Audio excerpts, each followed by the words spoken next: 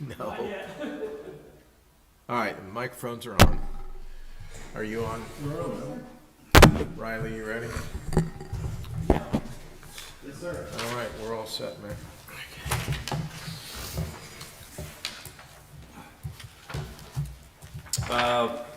This is our budget meeting for 2027?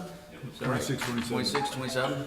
Welcome to our budget meeting and call this meeting to order. Need a motion to call the meeting to order, please? Motion. Second. Very good. Pledge of allegiance. I pledge allegiance. To the flag of the United States of America, and to the republic for which it stands, one nation, under God, indivisible, with liberty and justice for all. Thank you. Should have done that with blueberry cake.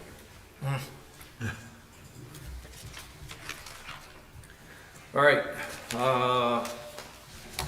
Town manager budget reports. All right, Mayor and Council, this is our first presentation of the draft budget to the council. The process going forward is we had the budget retreat. Staff has put together the draft budget per your direction at the retreat. I'll report to you what we have before you today. You have some decisions to make today to give us further direction. We'll take your direction, we'll amend the budget and have it ready for public display in May. I believe it's May 12th. And then we'll also have it a public meeting as we go, and May 12th as well. So this is a very fluid document. What you have before you is a draft. The formatting isn't finished. Page numbers are going to be different between my book and your book today. But what we want to do is go over the highlights and then talk about some of the decisions I'd like you to make and give us some direction. So that's the plan of what we want to accomplish today. So, Chief, I got a question. Were you, when we had our initial budget retreat, when we had our bucket list, are you gonna have the items that? Yep. Okay, I'm going to tell you what we put in the budget, what we didn't. yes, sir. Thank you. All right, so what you have before you is a balanced budget, which means that the revenues are equal to the expenses. And we're actually putting some money into fund balance because as we move forward with the budget, I didn't want to encumber it all because you're going to have some direction for me. So anyways, you have a balanced budget before you. The tax rate stayed at the same tax rate at 65 cents per hundred. That was the direction we were given. Most, but not all, of the retreat projects have been included, and specifically some of the things that were up high on your list that we did not pay for. There's going to be no fuel system relocation for various reasons. One, FEMA hasn't come to a conclusion on how much they will, if anything, pay for the fuel system. More importantly, however, the cost of using the land we had anticipated where it was going to be exponentially increased due to rock. So what should have been, say, a $500,000 project turned into a $2.5 million project. So I scratched that location where it's on pause. We have it almost fully designed. You've selected the engineer. You did that Tuesday. But we don't have a spot to put it that's cost effective, and more importantly, we don't have FEMA's concurrence. Likewise, there'll be no remote salt building. That was the other thing you had on that list high up, and we wanted to put a salt building down at the bottom of the mountain for the same reason. That's designed. That will not be funded by FEMA. That is town 100% funding. And that again is about another $2.5 million. So we've got almost $5 million worth of work that's due to the site. And so we're not going to use that site. We're going to go look for other sites. And so anyways, that project's been paused. Chief, with the state having 3 full-time trucks here in the winter, is there any possibility that they would have a financial partnership with the salt building? I doubt it. I doubt it. They don't use our salt. You have their own salt. Yeah, but I mean, I'm just talking about transportation costs, you know, going back and forth. If they, We're going to put it on a road that they don't, we're gonna put it down at the bottom of the mountain. You can ask, but there's no way the state's gonna justify spending money on private salt storage. okay, It's not even close to their road, you know, that they're going to ask. You Is say- it, oh, sorry. Go ahead. Is it the preference to find a location that would take care of the fuel and the salt? Yes. Okay, Yeah. one, We had talked about Cherry Gap, and we did some geotech work there, and it's solid granite rock. And so the cost to blast it and remove it for a salt building and a fuel station far exceed the benefit. okay. And as you know, we want to get the fuel and more importantly, the salt down the mountain so that we've got a remote location. We can get salt from two directions so that when the parkway is backed up due to bad weather and traffic, our plows and salt trucks are in the traffic jam. Back to the Cherry Gap site, we can't even put a salt storage on that refilled land? I mean, No. FEMA, who hasn't paid for that site yet, by the Right. way, but we're actively trying to get them to purchase that. And that's also where we're gonna put the tremendous amount of fill if the Lake Coffee project goes Right. forward. And has an issue of us having permanent use of that land for structures, if it's open land or if it's, you know, trails or something. We're still discussing that with FEMA because they call that permanent work and they don't want to buy land and let the town build a building on it. They might buy land and allow us to put our debris on it and make it a debris site forever. There will be an opportunity to put smaller structures on Cherry Gap, but down the road. but right now that site's pretty much off the table. So in this budget, there is no time nor money for a fuel system or remote salt building. Are we under any time constraints with our existing fuel storage as for repairs, or is it adequate for now, or? Well, it's not adequate, No. but no, there's no time constraints. The biggest issue is we have a FEMA project for a portion of the cost, and they have yet to, well, they did away with it, and then yesterday's call, we reminded them that it needed to be put back into a project, and we're gonna start again for like the third time. Okay. So the point is, in this budget cycle, we don't have time to do that, even if you were to fund it, so it's not in there. I reduced paving. I had it at 1.5 million. We had a million last year. I reduced it to 750,000. Couple reasons. One, to balance the budget. Two, we expect to have a substantial amount of paving done by FEMA in this in this budget year that we're talking about. FEMA has approved resurfacing a number of roads, not new paving, but resurfacing.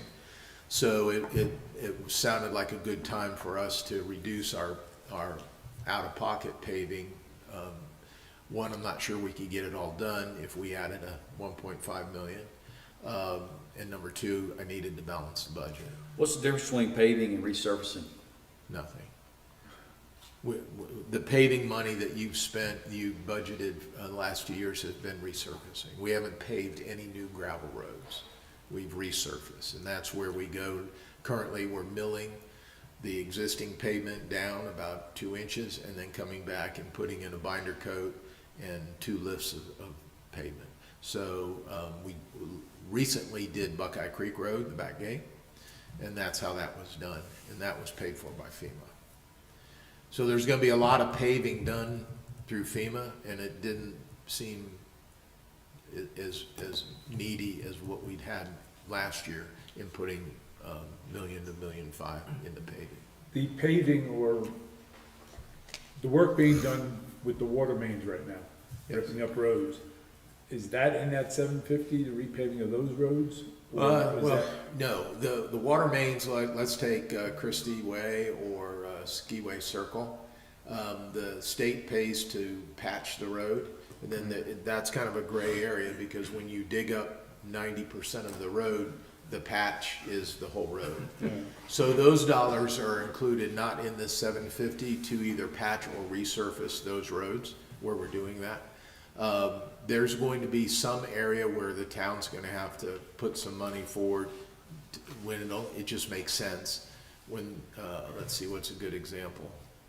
I don't have a good example. Well, I'm looking at Clubhouse right now. I mean, they got a massive crater in there, Yeah. which is 90% of the road.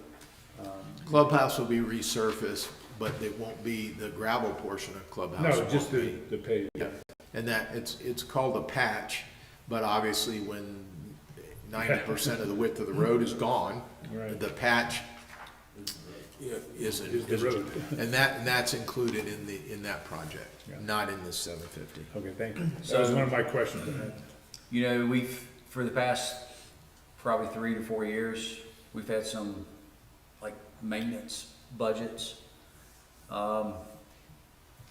Hopefully FEMA will come through with the paving that we need, but it seems like, I mean, there's, in my opinion, there's a lot of roads up here that need to be paved or resurfaced or whatever, patched up.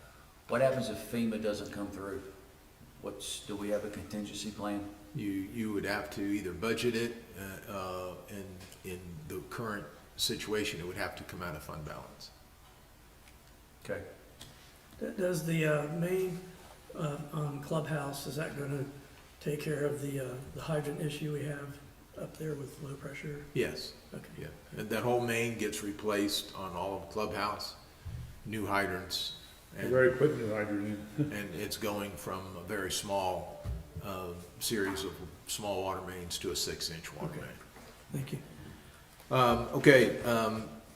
Part of the reason we're delaying more capital, I've approved very little capital, and that approval is pending what our budget looks like as we move forward. It's very similar to last year, because of FEMA reimbursement. But one thing of note is the new fire truck that we ordered 40 months ago comes in October, which is going to be paid for in this budget. It's $1.2 million. We're going to pay that with debt, and that will take a big chunk out of our capital payment this budget year. So we've delayed selected capital on vehicles in quite a few departments. Our antenna tower here at Town Hall, we've delayed that, and a number of capital projects, mostly in Public Works. So those will be delayed. As we move forward and you see them in the budget, they'll be contingent upon funding. So nothing's really changed from this same conversation we had last year at the same time. FEMA has not done substantially, there's not a lot more clarity with FEMA than we had last year at the same time. So at some point, we're gonna get to the end of the FEMA money, and we're going to have to, reconcile. And what Steve and I are concerned is that we'll have $1 million, $2 million, I don't know, dollars that we'll have to be on the hook for. So, capital is the only place that I really have a good way to delay expenditures. It has a negative effect going forward. Every year you delay capital makes it more expensive, and it makes you further behind. Yep.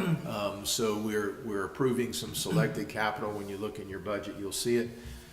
But all of it's contingent upon where our funding mechanism stands as we move forward. Of the items that are being kicked down the road again, I have to assume that they're not critical. I thought the antenna here was a critical need. Well, it is, but the antennas are sitting on 4x4 posts right now, and they've been there a couple years. I believe we can get another year out of it. Some of the capital, mostly in the Public Works Department, is rolling stock, and that if you talk to them, it's critical. And and I don't discount that. They come before me and they give me a list of things they need, and Steve and I have to cut that out. So we don't cut it out, we move it further along. And at some point in time, that has a very negative effect. So we'll have to, once we get the funding squared away from FEMA where we're going to land, it'll be easier then to go back. But there's going to be a year or two coming up that we're going to have big capital expenditures that, you know, we'll do pay-go, which is out of the fund balance is what we can, but we're going to have to finance, you know, some of those larger projects. Okay, so what does the budget include? It includes money for the stormwater utility that you adopted. So we have $200,000 for the stormwater utility. It has parking lot drainage improvements at $125,000. I had asked the TDA to fund that, and they denied that. So that's going to be that's a need that needs to be done. So we'll have to figure out how to budget that. Chief, go back to the stormwater utility. What all does that entail? That's paying the engineering firm to design. If you recall, they did a preliminary Correct. presentation. They did some inventory of what's out there. This is $200,000 for the next phase to begin bringing that forward so that we can create a stormwater utility. So that 200 grand, that's the plan? It's not it won't- Engineering? Yeah, engineering, and it won't be 100%. And We'll have to budget next year as well. so do they take a snapshot of Beach Mountain and they look at the critical spots where, They do an inventory of the entire stormwater utility from the top all the way to the bottom. A lot of that work was done through FEMA, mostly where we had the culverts replaced. That was all done. So we're gonna have a lot of good data. And then they'll put together, we asked them to do two things, if you recall. Put together a stormwater needs analysis. Where do we need to upgrade culverts? Where do we need to direct the flow? And as importantly, we asked them to come back and create a financial model to create a stormwater utility so that we can actually have a utility and be able to tax and be able to get funding. So that's what that's gonna do. The leaf removal contract, it's $100,000. It's in the budget. I had asked TDA to fund that. They denied that. That'll be similar to the parking lot drainage. That's something that we want to try to see if it has a appreciable impact in the not only in the aesthetics of the town, but this last heavy rain we had some weeks ago, you know, we have leaves left over from the fall, and they just piled up and blocked our culverts, and quite a bit of maintenance time trying to clear all those big. So if we can do something with the leaves, this is a proposal. It's in the budget. We'll see how that works. are they going to remove the leaves or are they gonna blow the leaves? They're gonna suck them up and remove them Okay. 4 times a year. I mean, 4 times in the fall Mhm. is the schedule. Okay. Back 30 feet on every road? Probably, no, probably not. Up to your porch. So in the budget, Right up to the porch? in the budget and funded by TDA is to pave this gravel lot over here where next to the putt-putt golf. We have a 30-year lease on that piece of property. It's a mud puddle. Yeah. In the wintertime, it's used extensively for visitor parking and things like that. And the TDA did agree to fund that. Oh, that's good. So that's in the budget. We've got the Shane Park Part F grant at $353,000. It's in the budget. That's pretty much a wash. We've got the money coming in as we did with TDA, and it's as an expenditure. We may not spend that money in this fiscal year we're talking about, but that's the plan. And those are improvements to Shane Park that FEMA will not pay for. Do we have any agreement from FEMA to pay for anything in Shane Park? Not yet. Nothing's obligated. We've got a project Right, but there's nothing. and nothing's been obligated. We've got additional road striping. We talked about that at the retreat. In the past, we've tried to do 50% of the paved roads every year. That just hasn't really kept up. So this is 100% of the paved roads. Every year will be restriped. I just want to hang on. I had asked TDA to fund that. I think they denied it. Yes, they did. The striping that they just did, was that coming out of 25, 26 budget? Yeah, it's current budget. Correct. Yep. I've got a COLA, cost of living increase of 3% for the employees in there. Our numbers in January were 2.4%. They've gone up since then. So a 3% I think is going to land us. Remember, this doesn't go into effect until July 1st. So that is in the budget. Healthcare insurance, it's the same coverage. There's this is really good numbers, a 3% increase on premium. It's pretty remarkable. Over the year, and we did very well. New company or existing? No, this is Blue Cross Blue Shield. It's a new Gap company, but this is the same broker that we used last year. We've got two other proposals before us, different models.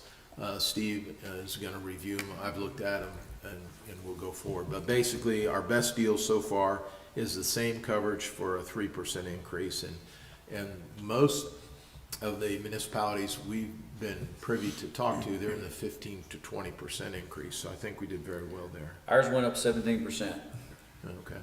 Yeah, I mean, we have a fairly young workforce. Yeah. It was disappointing that we had such a significant increase. So for you guys, for the town to do 3%.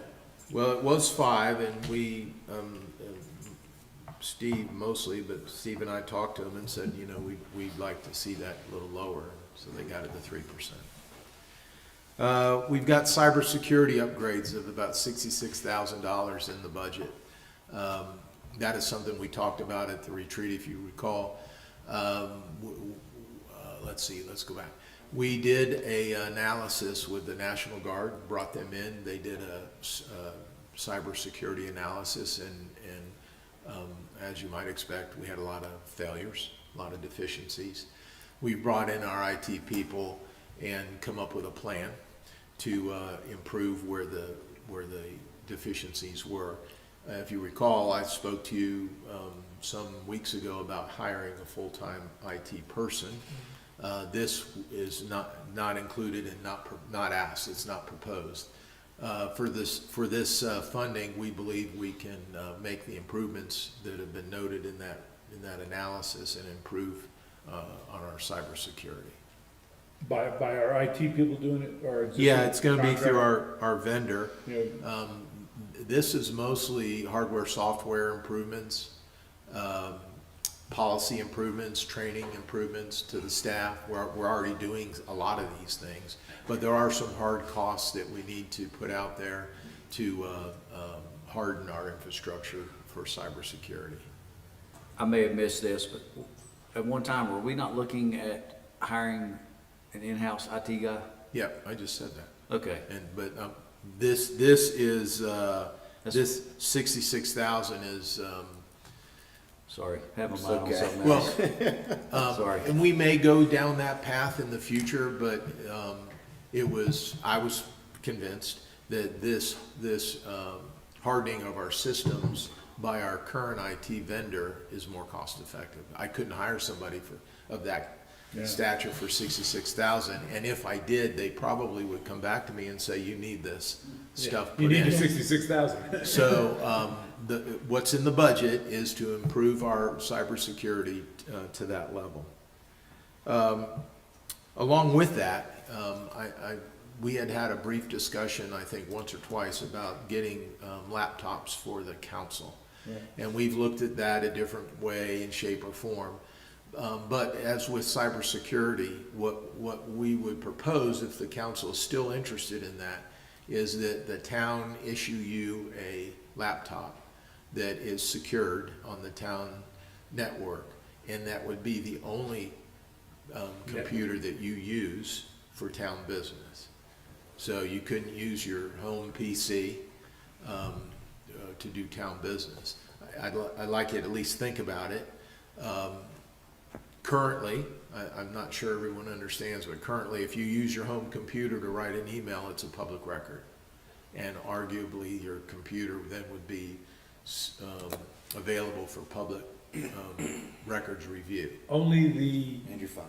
only the town, you know, I've got a town icon, I go on that, and that was my email. Only that is subject, or is my whole computer subject? It's your whole computer. Oh, gee, And so here's our problem. Your connection to the town system via email Yes, is at risk. okay, And what we would like to do, if council wants to, it's more of a hassle for you, but what we would like to do is issue you a town computer that's configured on the town website, on the town network, secured. It's just the same as mine. And then anything you do on that is a public record, which Right. anything you do on your private phone or computer is a public record as well. Right. And your whole computer or phone is subject to a public records request. Yeah. I don't know if that's the only justification, but if you are interested in, as we talked about, that's what's been recommended to me. I mean, but getting back to what it started out as, if we all had computers, we wouldn't need all this. Alright? Correct. That would eliminate that, that would take care of that, right? It could, sure. Yeah. You know, I'm sure I'm gonna get one of you to say, I want paper, but, which is fine, we would do Yeah. that as well. So anyways, if you would think about that, we could do that in this budget that we're in now, or wait till we do this cybersecurity thing, but keep that in mind. Speaking of IT and security, there's been some breach of emails, if you will. How does that occur? That Hackers, they get into, they're pretty Our ingenious. email. They're pretty ingenious. They have sent Steve an email from me with a history of conversations that have never occurred, that Bob approved this invoice, it's been delayed, Steve, from Bob, Steve, please pay this. It's a whole run, and I didn't write it, and they sent it to him to pay an invoice. And that, part of the training that we've been putting together, that Steve's been heading up, has been to caution our employees on exactly that type of thing. Yeah. So, he knows it's not me, but, you know, he picks up the phone or walks in my office or hollers down the hall, you know, and, we're not gonna pay an invoice to someone we don't know just because Bob said to. I got it yesterday, I placed an order with Woods Masonry, right, and I got an hour later, I get a text saying, listen, before we can process your order, you must pay $16.92 to, I said, what? So I called Woods, and I said, no, nothing to do with us, Yeah. you know, it just, So freaking crazy. the mayor routinely sends out emails to employees saying, I'm in a meeting, I'm busy, would you please do me a favor, I've got a meeting later and I need some gift cards, would you please go get $100 worth of gift cards? The mayor's email goes out regularly. So what we. But those are real. No. But what we do there is we report it to our IT folks. They have all of our emails in the server, and they can either go in, you typically delete it, block it, or put a change of password or something like that, but that's how we're handling those. What we're seeing from the mayor's emails now, because we get a lot of homeowners, they're not even using his town email, they're just using his name and using a Gmail. okay. And so it has nothing to do with the town's email, according to our Yeah. IT department. They're just using his name. Very difficult to stop. this is happening pretty frequently. Oh, yeah. I guess that's a good thing, because maybe we're doing a good job. Your name's out there. No doubt it's there, Weldon, but if you dig into the header of it, you realize it's not his email. Well, there are ways to tell that it's not legit, you know. Exactly. You know, Yeah, common sense. well, you look at the header like Stanford said, or, you know, Steve knows that I never write Robert. So, you know, Robert says, and I can hear him in his office. He goes, "Hey, Robert," Yeah, and I get that. Did you get the email from me requesting a raise for council? I did, and I deleted it. Spam, definitely spam. So that actually made it. All right, so there is money in here to start improving, and that will be a reoccurring expense going forward in the town budget, because we really need to tighten up some of these loopholes, because we're at risk. And we want to make sure that, now, we will not be able to comply 100% with the National Guard. They use military specifications for like a military base. Very, very scary when I first read it, and I went, holy cow. But as it turns out, it's a very useful tool. They're going to come back, I think, in December. And run the test again to see how our changes have improved. And we've already begun training of personnel and making quite a few changes. Going back to the PCs for the council, I think that is something we should look at, in my opinion. You know, well, I mean, I've said it before, just as far as ease of working, doing council business, but now hearing all this, I think even more so, we should look at that. A lot of municipalities do that. Yeah. But you would then be bound to use that device for town business. It would be to your own benefit Yeah. if you did that. It would not be good use of dollars if we gave it to you and it sat on the floor or your truck or on your desk and you didn't use it. Yeah. Because then that defeats the purpose of the security. You know, we did that for years and years, we've had a paper trail in our ski patrol. And, you know, at first, I even told this to Stanford, you know, it was a little bit of a nuisance. You know, we had to use the little laptop we had. Oh, you're talking about doing instant reports. Yes, and, you know, after once or twice, you got everything right there. It's very convenient. Yeah. And, you know, and I think that's a sign of the times. Well, I just need direction that you want to go in that direct. We've already gone out and met with the IT folks, decide, you know, we looked at tablets, we looked at monitors here and things like that. This is what they came back with. It's a laptop Right. that's configured onto the town network and secured. And it doesn't have to be that sophisticated, really. No, but the security piece. The is- security yeah. side, yes, And then but the graphics. Then the RIT people would manage that. And also, you know, they monitor that as well, just like all the other employees. You would be treated just like every other employee. I have a laptop that it's with me right now in the car, and it's exactly what we're talking about. Well, can we take a vote on it, or we try to? I just need direction. Yeah. Consensus is, Does it have a touchscreen? Yes, they recommended this computer, it's a ProBook, and if they are touchscreen. Yeah. Only reason I say that's because when you're reading documents, it's Yeah. a heck of a lot easier.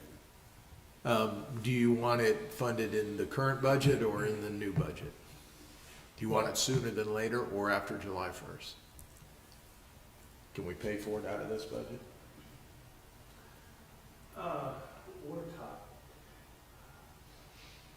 That's top. We've gone this long, let's do it in the next budget.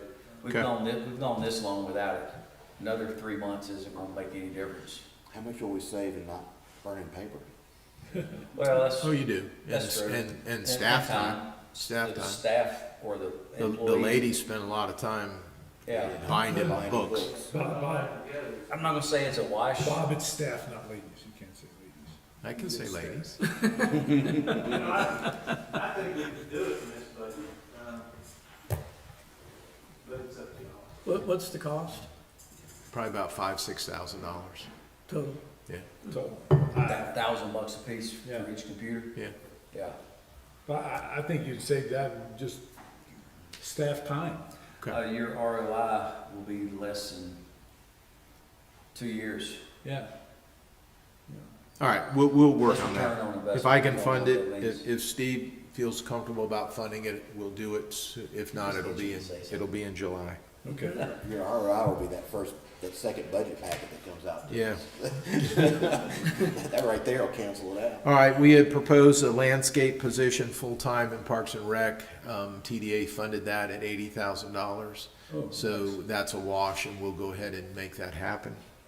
That's gonna be a game changer, you know, I say this repeatedly, that one of the reasons I ran for council is because Beach Mountain looks old, worn out. You look at where Well, it's we been are today. improved. Very much so. I mean, I went by across from Mile High Tavern, there's a rock garden, and the lilies are popping up, and the trees, and the mulch, remulch, it looks beautiful. You know, The gentleman that's doing the landscaping and the creative artwork, he's doing a fabulous job. yeah. So therein lies the problem. He's doing a really good job.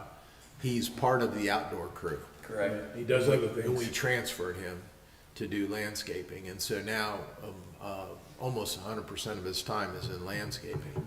So we'll make a landscape position funded through reimbursed by the TDA, but in reality, I would assume he's going to want to continue, and we're happy with his performance. We're going to backfill his position on the outdoor crew. Yeah, So- it only makes sense. With TDA funding this position, is it gonna be residual? Every year? Yeah. Oh, yes. Yeah.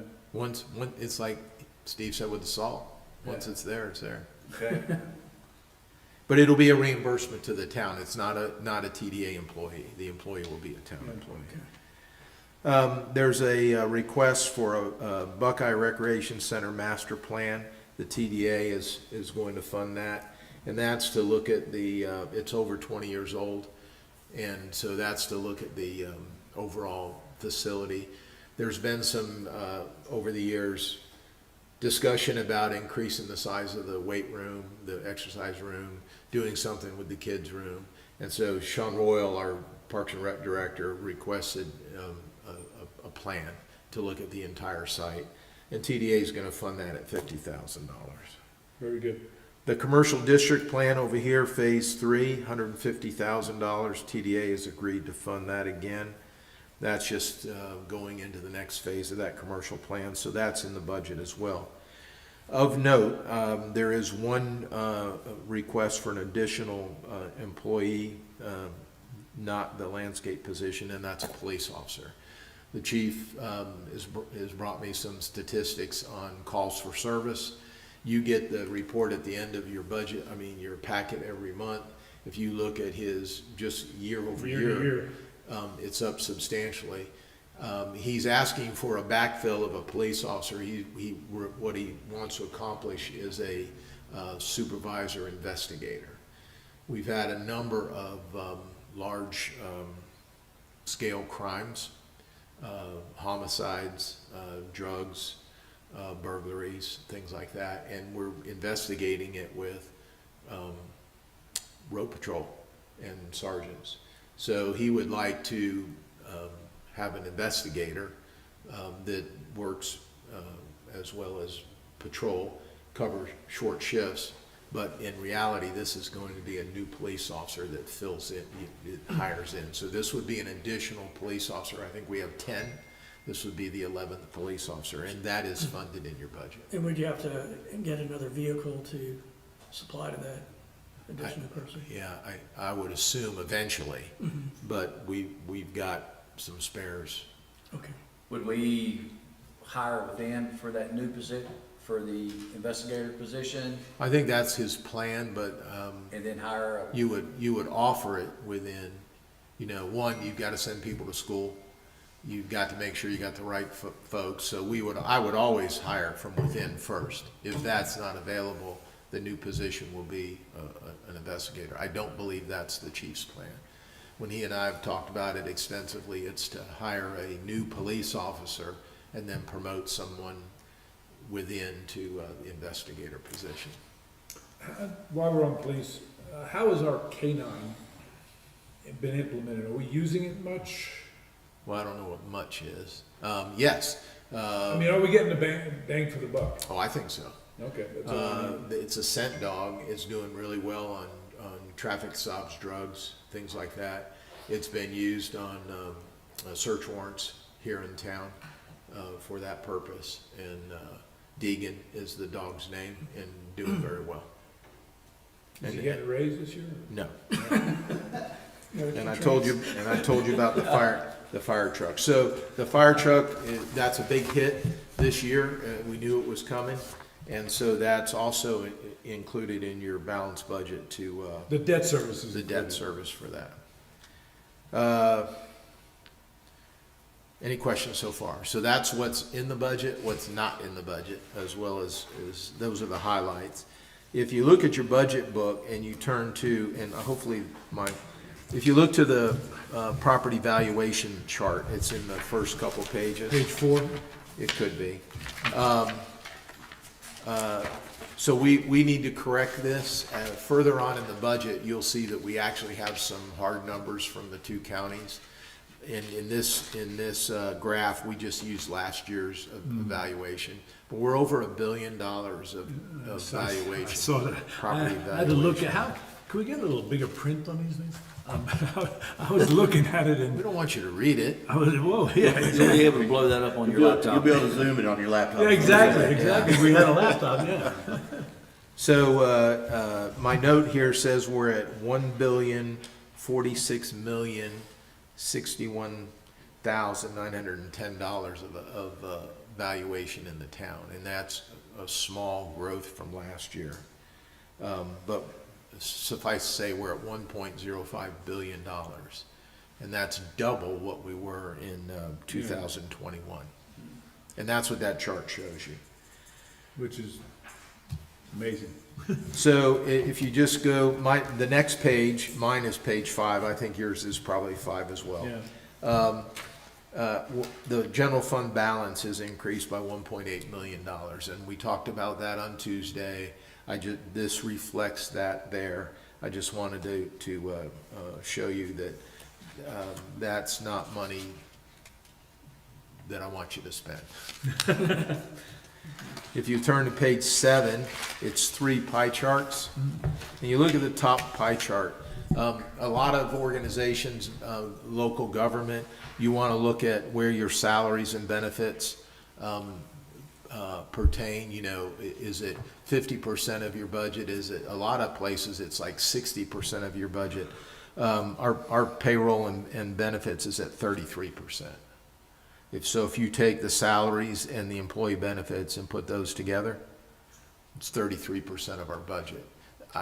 Personally, I think that's very good, and it shows that the majority of our budget is going to operations and a little bit of debt and some capital.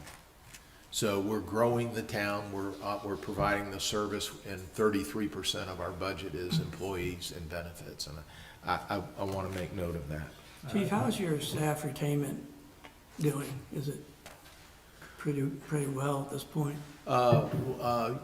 Yeah, I think so. I mean, there's turnover in Public Works, where we've got the most amount of people. We have recent retirement of a 28-year employee. So those things make an impact. Sanitation, which I want to talk to you about, we have some turnover there. But for the most part, I think they really like the town manager and they want to stay here. So I don't know. Are we losing a senior employee in Public Works this Yeah, week? 28 years. Yeah, great guy. Heavy equipment operator, knows Knows every the pipe in it. institutional knowledge is what you can't replace. You can replace equipment operator. I don't want to say anybody can run a backhoe because I can't, but knowing where to dig. Anybody can, I do. Well, knowing where to dig. But to answer your question, yeah, I think we're very stable. Okay. Will his position be replaced? Yes. Yeah. Okay, page 8, summary of debt. I want you to know where we stand on debt, in the general fund specifically. We've got one equipment debt that's coming offline. We're gonna make our last interest payment of only $1,200 in 28, but the payoff is in July of 27. So in a year, that debt comes off. And hopefully the fire truck debt will pick up the slack there. So we've got some debt dropping off.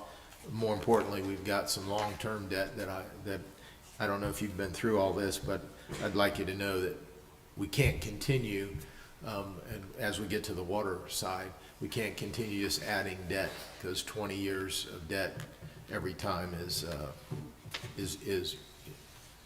impactful, obviously, as we do budgets going forward. When I was looking at this last night, I saw the debt for town hall renovation, or, excuse me, I'm gonna call it visitor center renovation, which is on page 9.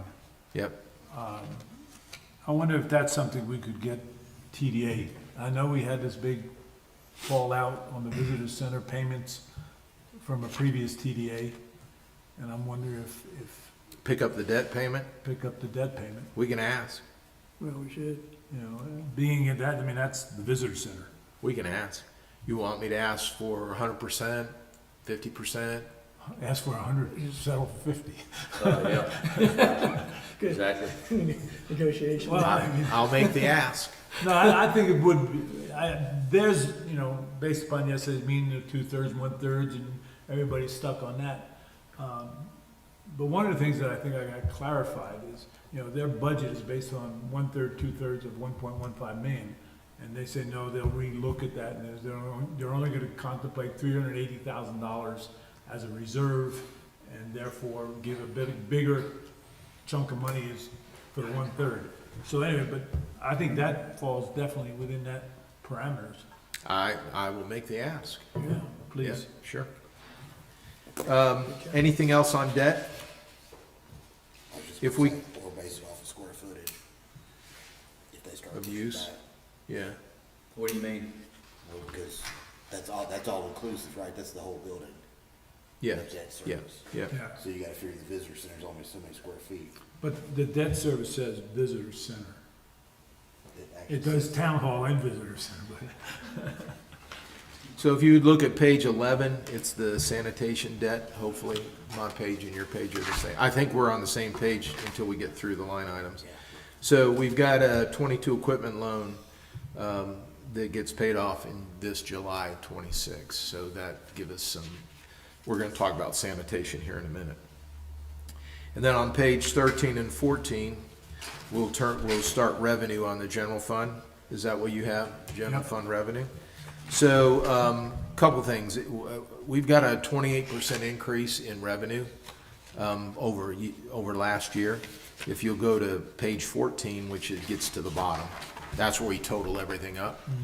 So we budgeted $12,797,490 last year, and we're budgeting $16,471,625. That's a substantial increase in revenue. Likewise, I've got a substantial increase in expenditures. A lot of this is due to, well, we have increased revenues, sales tax. You'll see if you go through each one of these items. And the new debt and so when TDA gives us $750,000 of revenue, even though we pay it out on the expenditure side, we show it as revenue. So although this is an accurate number projection for revenue, there's an equal expenditure on the other side. So what I don't want you to do is say, oh, you've increased your spending. We have, but we've increased the revenue as well, and a lot of it is a pass-through. So a good example is sales tax. So sales tax, if you go to the page before, let me find it real quick.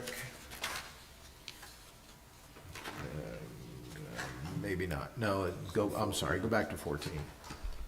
So the first state revenue at the Yeah. top, local sales tax, we're projecting $3.245 million in sales tax revenue. And when you see the expenditure, we've got 2 million plus in expenditures, because we return 70% of that to the county for the agreement we have with the sales tax. I know this is getting confusing, but what I want you to do is focus on the $16 million of additional revenue, but know that there's $3 million worth of sales tax that That we have to, and then there's Gets pulled we out. don't net that. Where's the income from the investments the town makes? You're coming up. Well, it's in there. It's in there. I didn't see it. I'm gonna find. Page 13, I'm on 13, section down. Interest income? interest income, okay. Interest on investments. Yep, I got it. 280,000. It's been a big jump. Yeah, Steve, you've done good, you've done well. He has. So, He sits up nights making trades. he day trades. he's a night trader? Hey, it works, right? Thanks. And what are you doing if it works? Chief, who sets the local sales tax like the, Pardon me? who sets the local sales tax? Is it the state? The state and the county has ability for additional, like quarter-cent sales tax, things like that. But the sales tax is transmitted to the state. The state distributes it in our two counties on a ad valorem basis, property value basis. Okay. It used to be on a per capita, which we got literally nothing. So it's returned to us on a ad valorem basis, what our property values are. And then when that changed, we returned 70% of that back to the county in response to the agreement where they would go from per capita to ad valorem. And we net. That's it. Or no, the bathroom. Yeah, but what's our net in dollars? I know what you budget, I didn't wanna look it up. Yeah, that's fine. Yeah, million. Okay. You wanna take a break? Yeah, so it's nice that we have one visitor here today. I hear, is he here to get you? He's done it before. He's got a very clean back seat. So this is Tommy Williams is a state trooper. He's over the motor carrier division. And I met Tommy, I don't know, probably 10, 12 years ago. And a friend of mine, and he's moved to Beach Mountain. He moved up here about 2 weeks ago. Yeah, welcome. So, Our neighbor on T-Berry. Yeah, welcome. yeah. There goes the neighborhood. Yeah. So, Tommy, this is our town manager and fire chief. Your neighbor. Nice to meet you. Yep.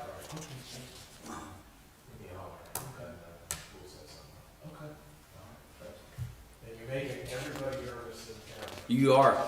Yeah, what are we doing with a state trooper? You're making, you're making some guys nervous. The truck up here. drivers nervous. Well, me and my wife, we're from Caldwell County, and we've been coming up here for years, visiting, and my wife, she's come up here to the Oz thing since she was a little girl, and we've talked about, for many years, moving up here, and we built the houses over the years, and we were up here last summer, and it was like 90-some degrees in our house. So we came up here, it was in the 70s, and I said, what are we waiting for? So we put our house on the market, and it sold pretty quicker than what we thought. So we were kind of looking at different houses, and we found one on T-Berry. So we all kind of locked it, so we agreed on that one, and here we are. So anyway, Well, it's nice to have you up here. So since you were at the fire department last night, do you have any interest in joining our fire department? Actually, I got a year and 8 months I can retire from the highway patrol. Okay. Who knows? I've been looking at a bunch of different options. So I'll pick you up on the way by. Don't rely on the Villanovas to help you out though if you're in the ditch. okay. Okay. Well, that's great. Now, where are you, where do you patrol? My area, like Wyden was saying, I'm in the commercial motor vehicle enforcement section of the highway patrol.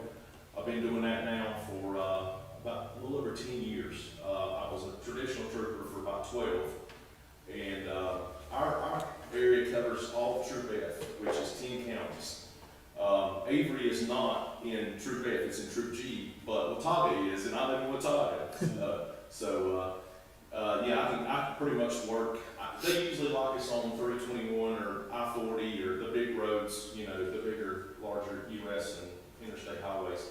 But, you know, we have freedom to work pretty much within Troop, which is 10 counties that we want to work. So, anyway, I pass a lot of dump truck drivers up here. And Well, I wave at them, and I got a CB radio so I can hear them talk. Honestly, it's you know, it's yeah, exactly. at the end of the day, you know, we're just doing a job. We're just making sure people are safe, you know. And I'm not out here targeting or looking, or, you know, I'm just kind of passing through most of the time. Like I said, I'm usually headed to the interstate, but yeah, I mean, and like I was saying, I used to drive for him. So I've had my CDL since I was 21, and I've driven trucks on and off since I was 21 years old. So, you know, I'm very familiar with trucks and truck driving and different things. So So, if you want to drive a truck up here, I know somebody you can contact. Does Bobby know you moved up here? he does. He does know. I've been trying to get him to come up here forever. Yeah. He ain't gonna come up here. You bring them up in August, they'll come up. Yeah, that's true. That's true. But yeah, we're happy to be up here. It is a change. You know, my wife, she's actually works for the Caldwell County School System. She's been there for several years, and she works for the Education Center in Caldwell County. At the time, she's actually commuting some. She's staying with all her family still lives in Caldwell, so she stays with her mom some. But I don't know. She's been a state employee for years, so she'll probably continue in that role, I guess. I think she's got 6 or 7 years she can retire. So anyway, I'm looking for my son a job. He's 20, getting ready to turn 21. So anyway, he's at home right now, and he's just been visiting nearby coffee shops and restaurants and driving the roads right now. So you know, he's bored, so he needs something to do. Yeah. But anyway, Have him come see me Monday, okay, just stop in town hall, okay, and I'd like to meet him. okay, all right, sounds good. And if you need anything, cup of sugar or anything, just walk down the hill. Okay, I'm next door. And if we can do anything for you, please reach out. okay, We'll enjoy having you here on the mountain. okay, Yeah, I think you'll find that it's a community up here. I mean, okay, there's only like 400 to 600 full timers, yeah, and you know, we tend to just stick together and we help each other out. And, you know, we're only a phone call away okay. and make things happen. I'm glad to be here, so, Good, glad to Good have to you. have you here. all right, nice to meet y'all. All right, Tom. Thank you. Nice meeting Yeah, you. be safe. All right, have a good day. Oh, okay. Yeah, donuts, state trooper, yeah. He's a good guy. He worked for us for a couple of years, and then it was maybe a conflict of interest. And You were asking to drive trucks that shouldn't have been? They were overweight. so, anyhow, I was just waiting, I was gonna ask him if you could enforce the tarp rule. You know, nobody tarps up here, you know. he's been given a couple names to stay away from. I'll leave it at that. As long as he's not behind us when we respond to fire calls. Are we on a break? We can be. You can be. It's your meeting. It's not my meeting. 1 point. So our sales tax net to the town is 1.2 million. Okay. And it used to be like 50,000. So Too we're much. very happy that it's the ad valorem. It's probably a little bit more than that, but that's an easy figure. Some of it comes off, straight off the top before they figure it's 7%. That's what throws me a little bit. Yeah, you can't just take a straight 70%. Steve, what page in their book is planning? Planning? Mine's 46. What page is their planning department?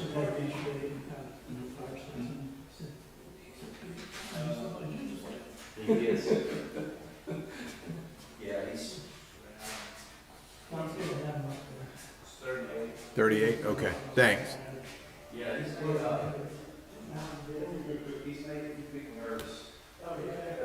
Yeah.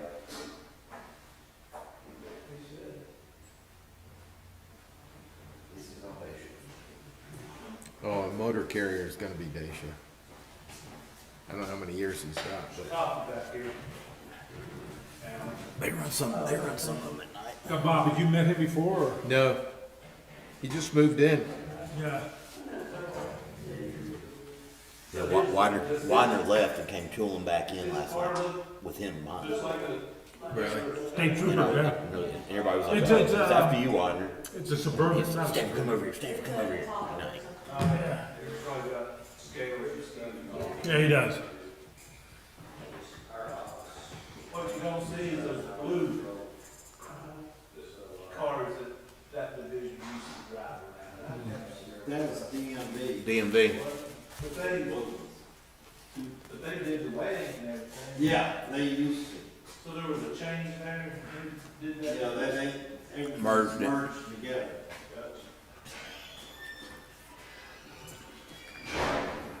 Bob, did Connie have a nice birthday?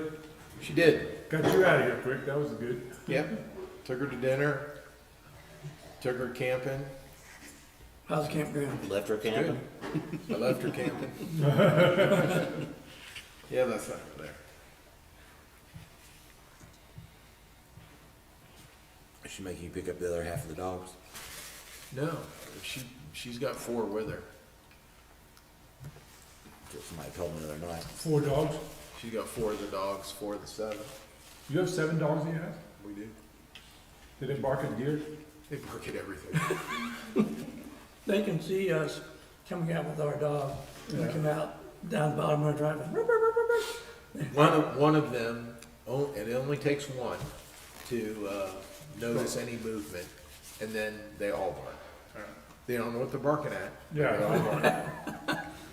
Well, I've got a guy below me who likes to feed the deer. And my dogs, the only thing they bark at is deer. And he's bitching, my dogs are barking. I said, quit feeding the deer. And he said, no, we don't even want to do that, we like having them around. And I said, then you listen to the dogs bark, your choice. My dogs will bark at the car going by. Yeah.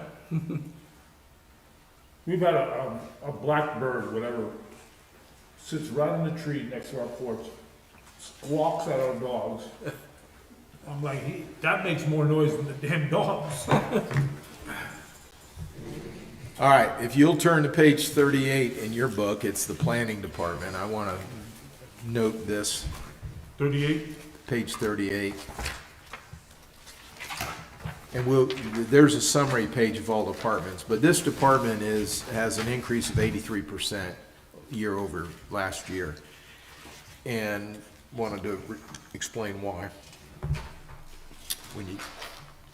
So if you look at, they were at 174,000 last year, and they're at 321,000 this year. We've moved the commercial district plan implementation, $160,000 that the TDA is funding, but the expenditures is in their department.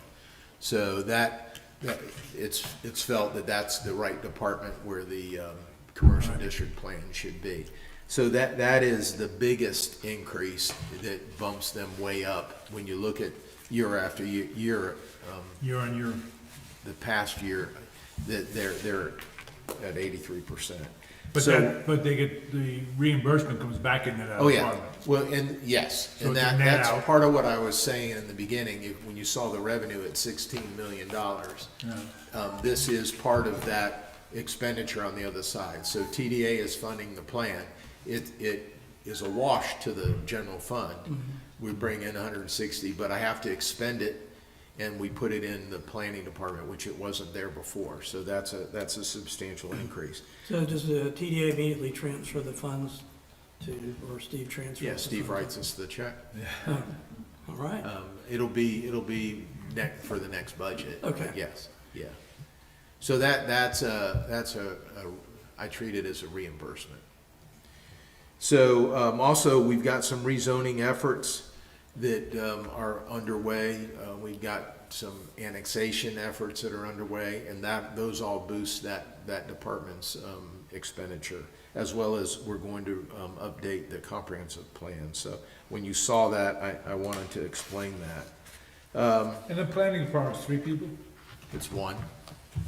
Oh, yeah, That's, the planning is, the planner. Yeah, and then you got. And then we have the building, and you have a different budget for building and inspections. So, let's see, I'm gonna be off here, but there's a page, called General Fund Summary. It's probably, Steve, if you know, it's my 60, so it's probably about 50, 49, if you turn to 49. And this is a good page for you and I to review. This is on it's the entire budget on the general fund. So if you look at the top line all the way to the right, we're in the right column. There's your $16.4 million of revenue we looked at before. And then each department, their expenditures. And then of course, it balances out at the bottom. So if you look at planning, for instance, you'll see that 83% increase. So when you review this, so you don't have to go through each line item and see what they're putting in for telephone and electricity and things like this. This is a good snapshot of the general fund expenditure. So when you're looking at this, if you have a question that you can't find in their page, you can call Steve or I, and we can walk through this. This will change based on today's meeting and as we go forward and refine our numbers. But as of today, this is the best guess we've got for the budget. And the balance is the variance at the bottom of at 0. And you incorporated yesterday's TDA fundings in this? Yeah, we haven't updated it. All of the asks were put in. Right. And now we've got to pull out the ones that they didn't fund. And I need to talk to you about some of those. How do you want us to fund them, and how do you want us to fund them? Okay. So this page is a page I would bookmark going forward, so you can compare how we make changes as we go forward. And let's see. So if you'll go 2 more pages, and you'll see a general fund capital improvement program summary page. If you look at the 27 proposed budget column, in mine it's blue, hopefully yours is blue. And above it, it tells you where the funding comes from. So it's $2.3 million in capital improvements for the year. We've got 39,000 coming out of the general fund. We're not appropriating any fund balance. We're debt finance of 1.4, grant funding of 871. That totals your 2.3, and that lists by department. So this is a let's see. When I began as the town manager 4, 5, 6 years ago, Steve and I, capital used to be, in my opinion, hidden into the line items in the department budgets, and we pulled those out so that you can have a very clear understanding of where we're doing capital. So just like the page on the debt or the general fund summary is a go-to page to see the snapshot, this now tells you the other piece of the pie, what's going to be purchasing capital. And then you can go back through each department that has a number in that blue column to see exactly what they're purchasing. But this gives you an idea. So the fire department, the only capital we have is the fire truck. Public Works has a number of things listed in their capital, recreation as well as police. So you can, when you have the need, you can go back into each one of their departments and see where that lies. So basically, we've gone from $1 million in '26 to 2.3, but they got you got 1.2 for That's the fire truck. Yeah. The fire truck skews everything that I told you at the beginning of the meeting about we're holding off on capital because we've got one huge expenditure. So we show 100% of the expenditure, even though we're going to, it's going to be debt. So keep that in mind as well. We're not going to write a check for $1.2 million. We're going to do get a loan and pay the debt service. But for budgeting purposes, we have to show 100% of the asset purchase. Are you able to get 100% financing, or is Yeah. there No, 20%? we'll get 100, yeah, we'll get 100%. You just can't get it back at free money like 1% anymore. No. That's the problem. To borrow money now is, 4%, 5%. It's gotten expensive. So I wanted to make sure how to look at this. These are the pages I turn to when we update, and I take a look at where we balance out. All right, let's talk water. If you go through all the capital pages and get to the water fund, we'll show revenue and expenditures. We have a planned 3% increase. This is on our water and sewer. This is based on our long-term plan of increasing incrementally the water, so we've built that in here. Page 66? Yeah, okay. It should say utility revenue Yep. at the top. And Oh. this has a rate increase built in. It's 3%. And actually, the water fund is doing very well. Page 70? Thank you. So there's utility revenue, and then when you turn the page, it's the utility administration. We start the expenditure side. We went, whatever, a year, 2 years ago, to closing the convenience center a day, and we tried to balance the revenue versus expense there. Has that been accomplished? No, and that's sanitation fund. I'm gonna talk to you about that. Oh, This so is those utilities. Okay, No, utilities, Yeah. water and sewer. yeah, We have three funds: general fund, utility fund, Yeah. sanitation. I'm gonna talk to you in just a second. Sanitation's got a problem. yeah, it was a brain fart, sorry. No problem. I apologize for Councilman. So on the utility side, we can go through all the line items, but it's in good shape, and it's because there has been a focus on keeping rates where they need to be for the expenditure, and we're making a lot of utility improvements. We're putting in a lot of water main, a lot of sewer main. There's a lot of debt. You go back to the front of the budget, you can see the debt for the utility projects. So the 3% is needed to, instead of doing one huge increase. It was decided years ago, before I was the manager, that there was this plan on how to get to where we need to be. It's in the financial model. But the utility is in good shape, and we continue to make substantial improvements. One caveat, we have a 23, you just passed the, Tuesday, you just passed the project ordinance for it was $10 million on a water and $3 million on a sewer. Steve and I have talked, and I'm not going to bring you any more big projects debt-wise. We believe we're about where we can handle comfortably the debt. So once we complete this project, it'll be in 27, 28 or longer. We'll just do smaller projects instead of going out for large $10 million SRF loans. Those are 20-year loans.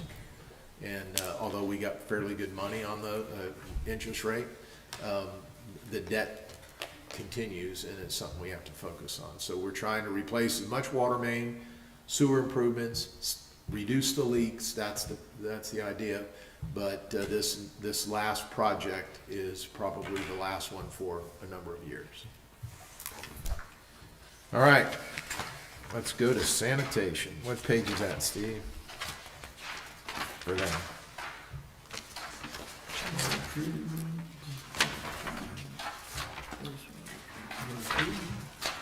Sanitation, 102, 103, Way back there. 100, 100. 98. Sorry, I'm getting there. I'm on 98. Okay, so we need to have a discussion. I've got a suggestion, but I need direction from you. The sanitation fund is about $89,000 in the red after we've closed and after we've had some reductions in staff. So we need to make up that $89,000. So at a minimum, I need a $3.53 per month increase in the sanitation rate, and that's for everybody across the board. If you do nothing, I need that approved to at least break even. I've got some capital that needs to be paid for. We need to buy a replacement truck, garbage truck for the route, and that will probably increase that rate to about $4.50 per month per customer. Personally, as the town manager, I'm aware of well, there's some expenses that I just can't seem to justify. So, and it's the convenience center. So as you know, we pick up curbside every home, every house, twice a week, which is unique for a municipality. Typically, it's once a week. But when we did that because of the rentals, if you recall.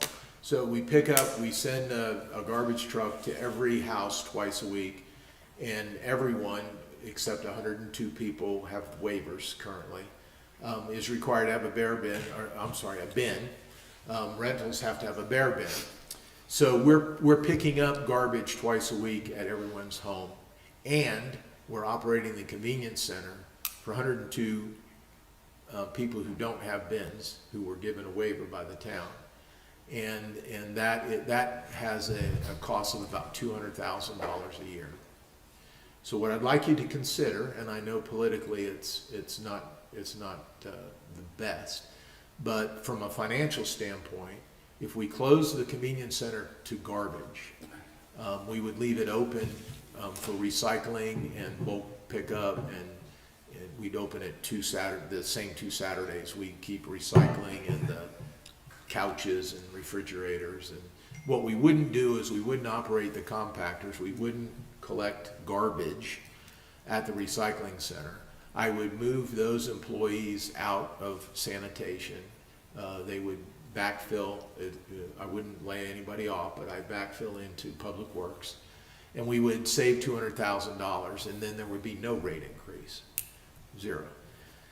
The justification is, I don't know how to justify a $4.50 rate increase for everybody so that 102 people can use the convenience center when we go by their house anyways and pick up their garbage. Now, those 102 people were given a waiver by the town. Perpetual. That was, what, 5 years ago? Yeah, I was. It was your first year. It was the manager, was 20. Yeah. So that's perpetual until they sell the house.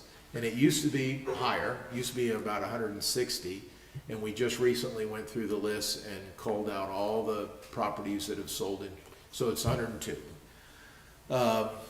Those 102 people don't want to put in a bin, understand. They want to use the convenience center, understand that. But it's, personally, as a taxpayer, it's unfair to me, as a taxpayer, to have a rate increase when I'm not taking my garbage, you're picking it up at my front door. If you were so inclined to go down that road, we would remove those personnel. That's where we save the money. And we would not operate the compactors at all. Would you sell them, or would you Well, just? what I would do, I knew that question was going to be asked. What I would do is I clean them, mothball them, and wait. Okay, Because if this turns out to be politically not palatable and we have to bring them back online, I don't want to have to go buy compactors. Long term, if it never opens and it works out, then they're eligible to be sold, obviously. The implementation, which I thought would be the next question you asked me. There's not enough, if you were to decide today, there's not enough notice for those 102 people. And I don't have a way for them to leave their garbage outside while we pick it up. So I can't make this happen July 1st. I would say on October 1st, implementation date, that as of October 1st, we close the convenience center to garbage. We go to this new 2-day-a-month schedule, and that gives people enough time to get their wooden bin if they want a wooden bin. They're not required to have a bare bin. if they're not renting, and transition to curbside pickup. So if you don't want to close the convenience center, I need to make up that $89,000 plus some capital. So I need you between now and June 9th to approve a $4.50 per month increase. If you would consider my proposal, then there would be no increase, and we would take $200,000 out of the operations side of the expenditure for the convenience center. So for the Saturday operations twice a month, would it be one employee to just monitor that? Yeah. One employee would come in Saturday, open the gate. We would do recycling. We would do the bulk transfer station, and close the gate. It's what we're doing for that homeowner construction debris. We're doing that 2 Saturdays a month. Okay.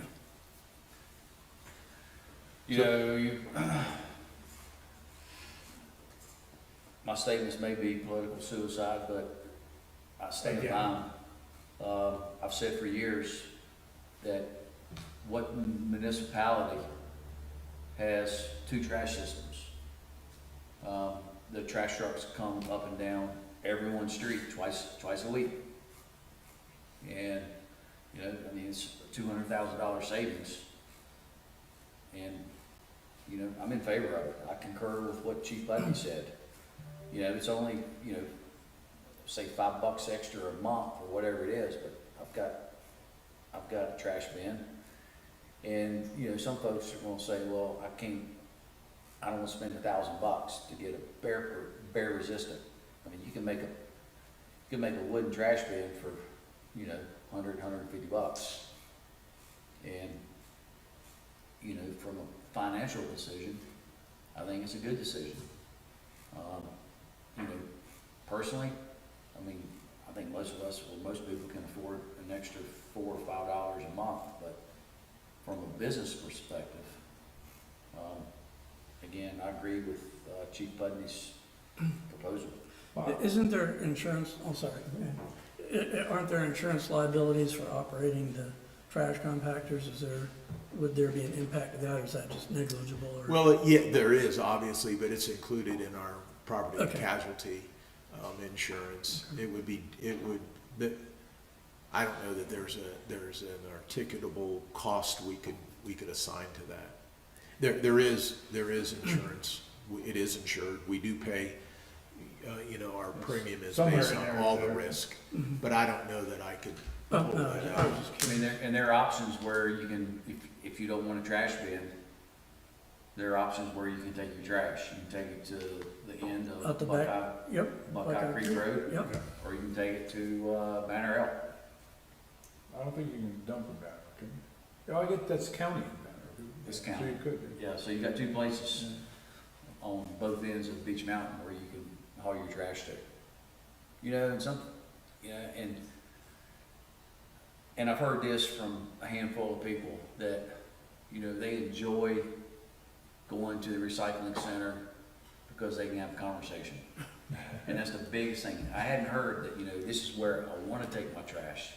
They say, this is where I go because I enjoy seeing other people and I enjoy having conversation. Yeah. And, and to me, that conversation is worth $200,000. Well, listen, I was one of the ones that was grandfathered in, didn't have to have a bear bin, but then I moved. And so now I have a bear bin and I use the weekly pickup. It's a lot better. Oh, I agree. It's a lot better. You know- There's a lot better to walk out to the curb and throw my bag in a garbage bin than say, oh, set it by the front door, or set it outside the front door, which is impossible. And then remember to throw it in the truck and remember to stop at the, how many times I drive by here and forget, so, It's not the convenient, to me, it's No. it's not the convenience center, it's the inconvenience center. Yeah. Especially in the summertime, and it, you have 5 or 6 cars in front of you. yeah. But that's irrelevant. That's Yeah. just my opinion. I don't use it. I haven't. But we're not stopping recycling, we're not stopping the, gift exchange up there. So that's all gonna be still accessible.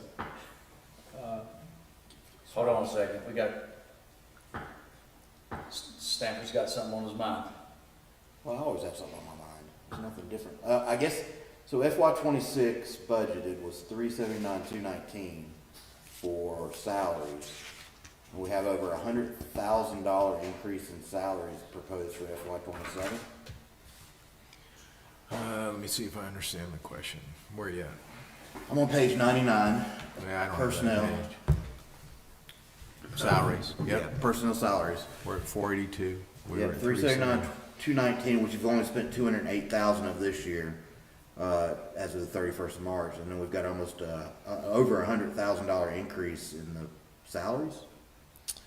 Yep, well, sanitation isn't just at the, convenience center, in other words, Right, I even get route that. trucks. Wait a Yeah, minute, that's all of sanitation. Yeah, I mean, it's everybody driving trucks, it's the I've got folks it, at the, I've got at the it. convenience center, but that seems kind of I've got a picture. an oddity there. It does. Steve, do you know what we're doing there? No, I'd have to go back into detail with making that up. I was probably looking it up right as we speak. Do you need direction from council to make a decision on sanitation, or is this a town manager? Is this a town manager? It's not a town manager decision. Wow. Well, no, this is on the 5 elected officials. Well, from a business perspective, it makes no sense to spend any money That's correct. operating 2 systems. That's correct. So, but this is a political decision. So politically, do you want to raise the rates for everybody and continue the current system? Or For do you want, 102 people. or do you want to change and have some savings? I mean, so whether it's the sanitation department or the police department, public works, whatever, in my opinion, you know, it's our responsibility to be fiscal responsible. And here's an opportunity to save some money. And, you know, for those that, you know, want to pay more, like you said, why should I pay more? Why should you pay more in art when we used to pick on? But do you want us to be fiscal responsible or not? And I think we should be. I mean, the amount of garbage total is not gonna change. Whether you drop it off or whether you get picked up, it doesn't change. The cost of picking it up, the truck goes by there anyway. Could it possibly fill up a street sooner than it does now? Yes. Does it have to come up and make an extra dump a day? Probably. But is that $200,000? No. I don't know if it's gonna fill up the street quicker. I mean, from what I see, just where I go, that, and I guess my statement's subjective, is that most people are using trash cans. Oh, they are. Yeah, Yeah, we have 2,100 customers on the sanitation side that have residential pickup. I don't think it justifies keeping it open. To your point, the compactors have to be disconnected, loaded on a cable truck, and hauled to the landfill and dumped. It's more cost effective for us not to do that. Yeah. So it's probably a wash. Yeah, exactly, because you got those compactors. But it's the same tonnage, our Yeah, tonnage not gonna at the change the landfill tonnage. will be the same. Yeah. Without the, just a quick question for you. So without the convenience center being open on, let's say, a Saturday, and our really high demand weekends when we have a zillion visitors up here, would that impact at all? Because we don't do trash pickup on the weekends, correct? It's only during the weekdays? We do Saturday. Oh, you do Saturday? Well, Okay. the center's open on Saturday. You mean Trash pickup. trash pickup? No, it's Monday, Tuesday, Thursday, Friday. Okay. And do those employees who drive those trucks only work those 4 days? No, they work Wednesday as well. Wednesday, they do site cleaning, they do the recycling center cleanup, they do they work 5 days. Okay. Yeah. Well, you don't have to make a decision today. As we go forward you're gonna get a lot of phone calls. And, pro or con, I guess. But as we go through the budget before May 1st, I guess, I need to know which way. We're gonna show an increase in the rate unless you tell me to show a decrease in the expense side. And Steve's gonna get an answer for you on that. Yeah, my other question would be, is Personnel. year-to-date, we're 132 in the hole on sanitation. Yeah. But that's, I've got an updated sheet. is that a capital expenditure we did or something? Yeah. Yeah. Us, Thi- big truck, This is an update. That's an update. That's where we are. Is this somewhere, I hate to say this out loud, but is this somewhere we should have a public hearing? A public, yeah, here, whatever. That's up to you. I'm not, you I mean, can have one we can have, on the budget, so they can kind of. we have public comment, and, I mean, we're instilled, in my opinion, we're instilled to. Oh, we had 2 public hearings the last meeting, nobody showed. There was 1 comment. Yeah. What is it? Well, you'll have a public hearing on the budget. On the budget. And it'll be in the budget, and I think it'll be a substantial piece. Okay, that, Because we're keeping tax rates the same, so unless your Right. property value changed, your taxes are, the biggest increase is gonna be on your sanitation. And Emily can tell you, the people who call, our sanitation's at $37.90 now, they don't wanna pay $1 more. Yeah. So, one thing. so we're talking $4.50. That's A May- month, a so month. that's. So it may not sound like a lot, but it is. On to a lot of yearly- On a people. yearly basis. And I personally, I can't justify it from a financial managing the budget Right. standpoint. I don't know why we do it. So is the charge based on how many, like if you were a larger building or where there were a lot of renters there and they had to have 2 beer bins or whatever, is the charge based on how many beer bins you have, or it's just a one standard? We do have the ability to have extra charge for extra bins. That's Mhm. per bin.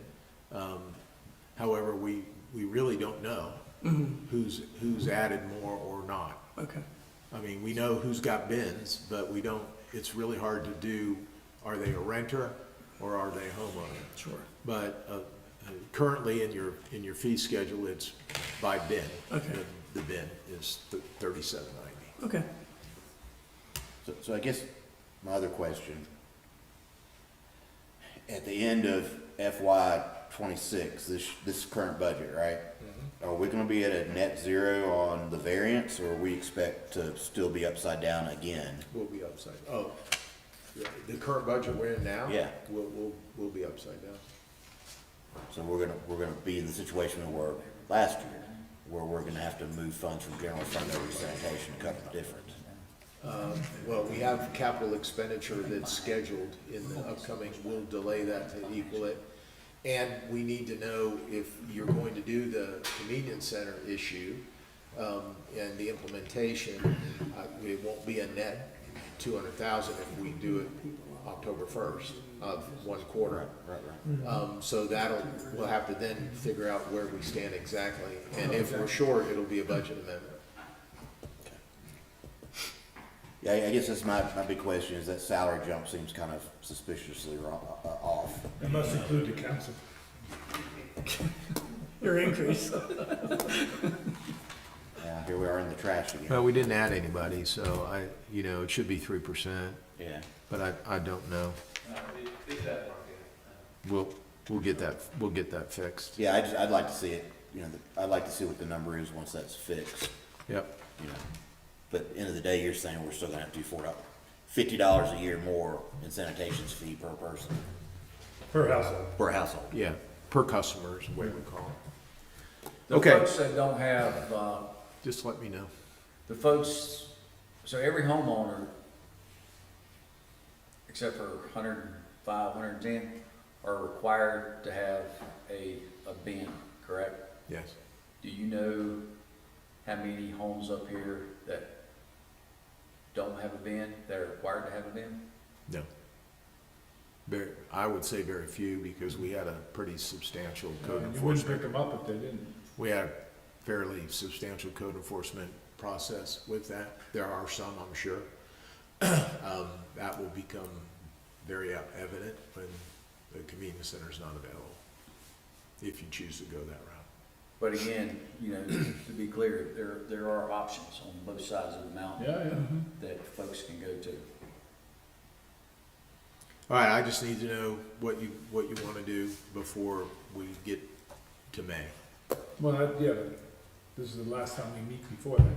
You guys have, I don't know if I should ask this, but you guys have a general consensus on, Well, I think Michael is right, and let's see what that corrected number is, Yeah, we'll get those numbers together. and find out what the real deficiency, but it's my opinion that why do we run two sanitation departments? Not departments, but facilities, and the drive-by and the convenience center. And again, we're just talking about trash at the convenience center, we're not talking about recycling, we're not talking about refrigerators, we're not Gar- talking about that. garbage. We're just talking about garbage, it's household garbage. Alan, you have an opinion? Or no comment? I think just seeing that number, that adjusted number, but You said Mike, who's Michael? Mike. Did that to me at I would 5:30 tend to be last night, too. conservative Michael, on you're the going. number. I'm like, who? So, yeah, I mean, my position is run the budget as if we're closing it, but like you say, give time for it to happen, so wean the budget. and- I think that makes the most sense to those people that were given waivers. Yeah. And again, they're not paying any different. We're not charging anything. They're not paying less because they drop it off. No. You know, so, I mean, we're not, you know, but what they're doing by getting pickup now, they'll actually be reducing their rate because we're not gonna increase it.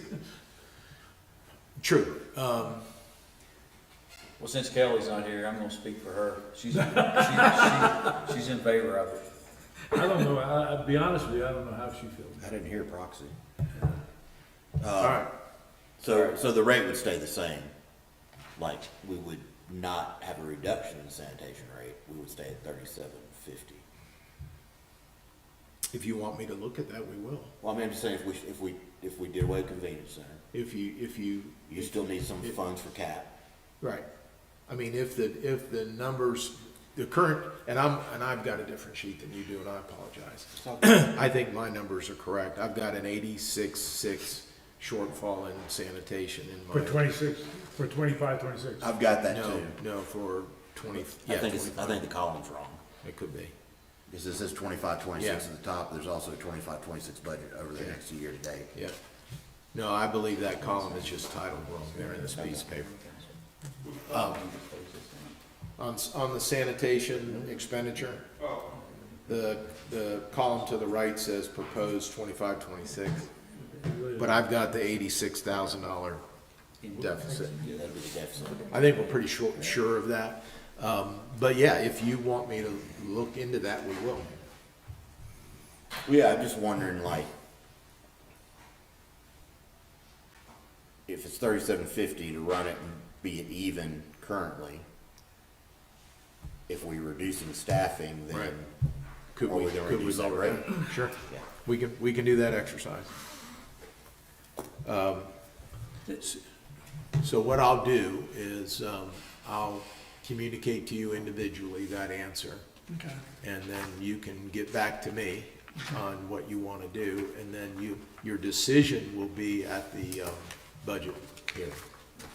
I just have a quick question. So when they're picking up the trash and the trash truck gets full, they just go to the landfill directly with the little trucks? Well, we have two models. Okay, We have a transfer dock, okay, which we back the little trucks up, dump them in the transfer dock, and then haul that big 40-yard container. okay, And however, we get overwhelmed and the little trucks will go. okay. We have, the replacement truck that's in the budget is larger. I call it mid-size. It's not like the big, rear load that you see in in Charlotte. It's bigger than what we have now. It's able to hold more. That plan is to go all the way to the landfill every time it fills up. Okay, and do we do our own hauling for the trash compactors when you Yes. disconnect those? Okay. Yeah. How many trips a day does our trucks make? Can they get through their route with one fill-up? I think, I'll ask Daniel. I believe so. I think they don't go every day, Okay. but I'm not sure if that's the cable truck. Yeah, I think, I'm told that's once a week. Those little trucks can't go 1 week, so no. I'll find out. Do you know? We'll find out. Yeah, because, yeah. 'Cause- and then when you get two guys riding to the landfill, that always doesn't make sense to me either. A lot of times it's one, Yeah, a lot of times, but trash trucks, how many times? And I agree with Art that whether I've seen them one time or 10 times, I don't know why it takes two guys to go to the, yeah. and, It's because they're in the truck, Yeah. and they're full, and they leave and just go. yeah, That's Way why in the weeds. it's a crew. okay. I'm not sure that there would be, well, there'd be perception savings, but I'm not sure there would be any savings to go bring. The only way he's got something. to have savings if he's going to do something else. Right, or, correct. or, If and he you're goes and not, sits and have lunch. and you're not delaying them to drop off, you know, Yeah. I gotta sit in the break room till you come back. I'm not sure Yeah. that that would be beneficial, Yeah, exactly. I totally agree. but I'll find out. And I'm not trying to micromanage when I say that. Yeah, It's sure. just- Way in the weeds. How many people in the truck? I don't know. How much air is in each tire? I don't micromanage that, but I'm gonna find out for us.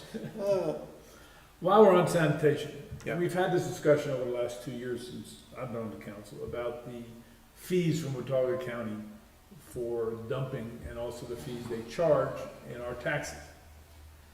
I mean, I talked to Braxton about it and he said, oh yeah, you know, we need to do that, but now's not the right time.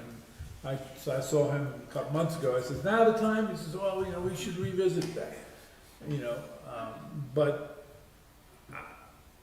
I was looking at it the other night, and I was thinking, you know, hey, this make a great lawsuit. Whether we ever want to get to that, but We're being charged twice for that. yeah, And I think that what we need to do is to kind of ring the bell.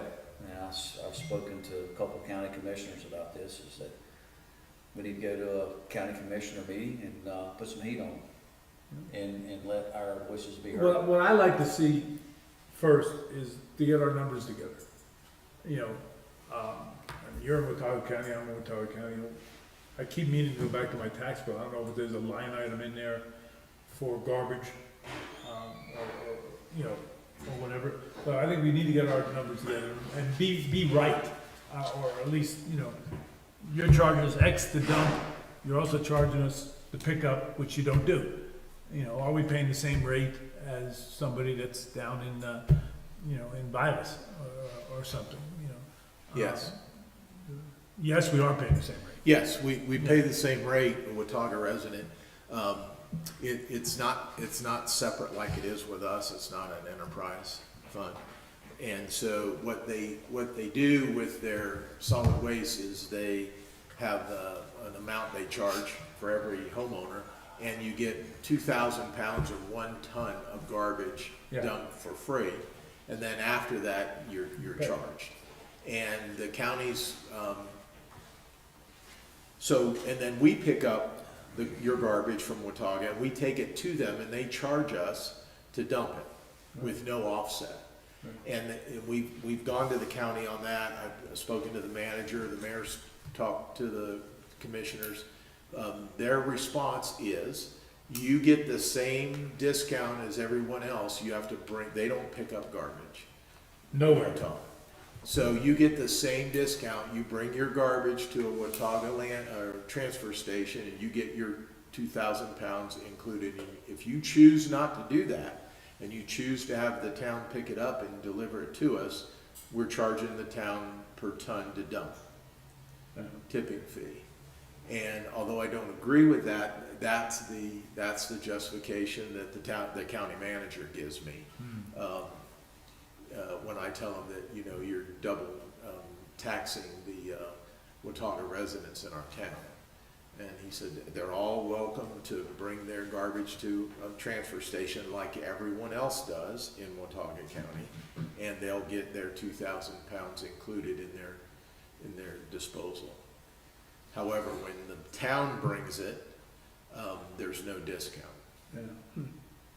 My argument is that we should take our number of Watauga County residents Times times 2,000 pounds. 2,000 pounds and Yeah. deduct that from our tipping fee. That's correct. Because tipping fees are $60 a ton, Yeah. and it would be, you know, a sizable chunk.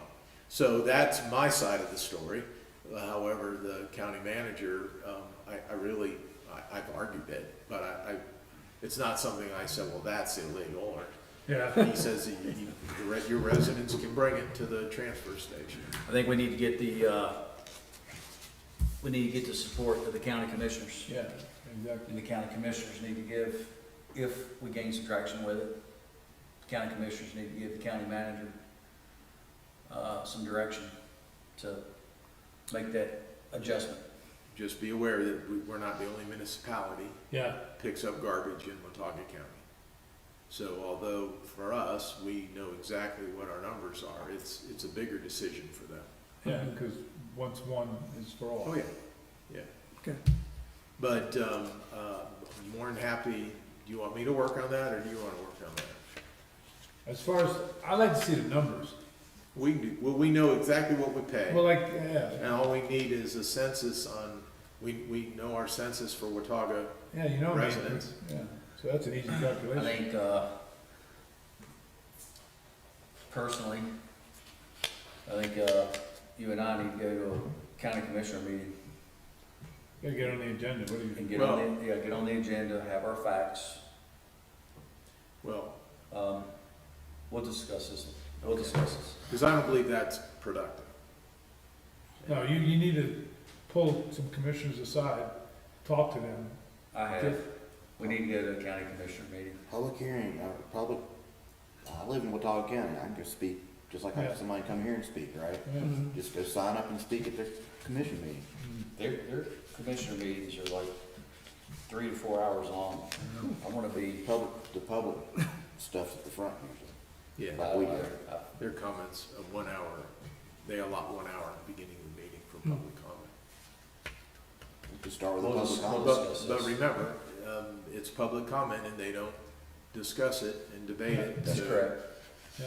We can accomplish the same thing with a meeting, a one-on-one meeting or a phone call. Let's talk about it.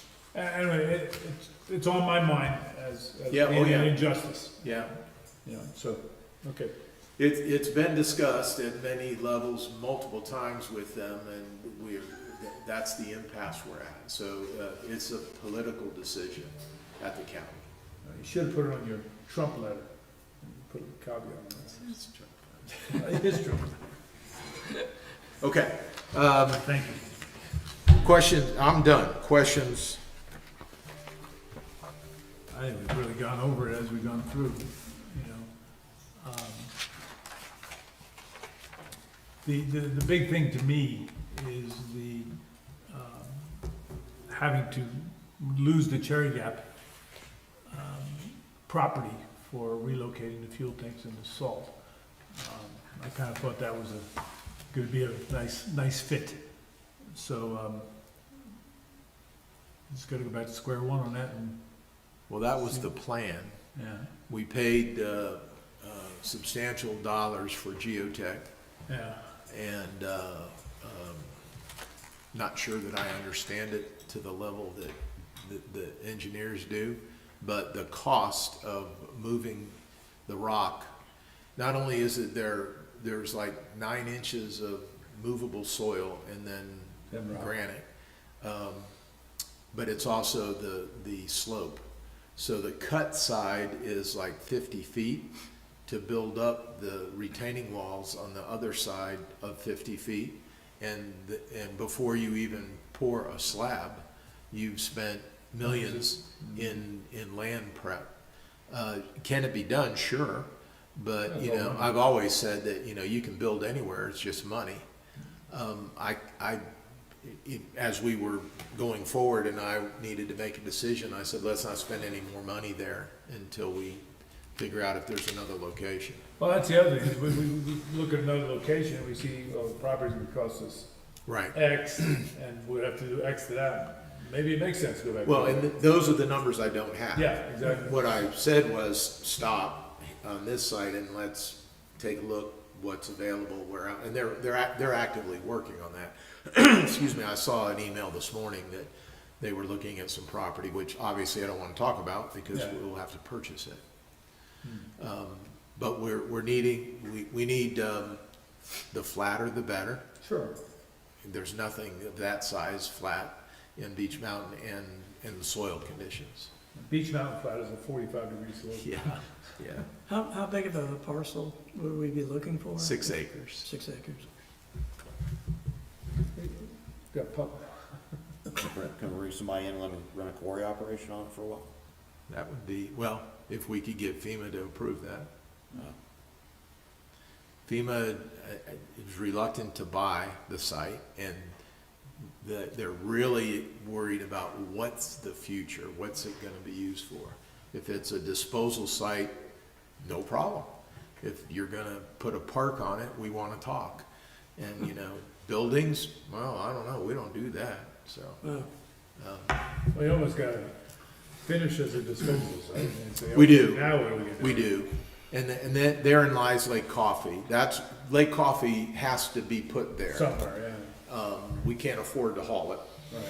off the mountain. So, that was the original plan anyways. We've got Lake Coffee before, I told you Tuesday, before FEMA, multiple grants out. The mayor sent a letter to a bunch of people.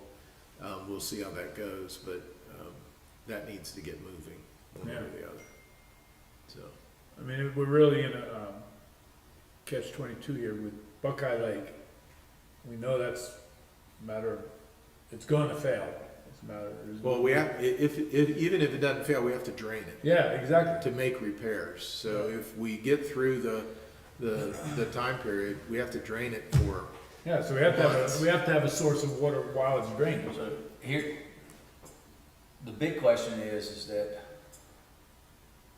it's not if, it's when it fails. And when it fails, what's our contingency plan? We don't have one. This will be catastrophic for the town. Yeah, yeah. And people need to take this, you know, especially, I mean, not only the business owner, the homeowners, but the business owners need to take this very serious. That, I mean, their livelihood is Beach Mountain. And it's been very, very disappointing that FEMA our requests have fallen on deaf ears. And we pulled the trigger on something. I'm gonna go into detail, but we pulled the trigger on something and hopefully it'll gain some traction.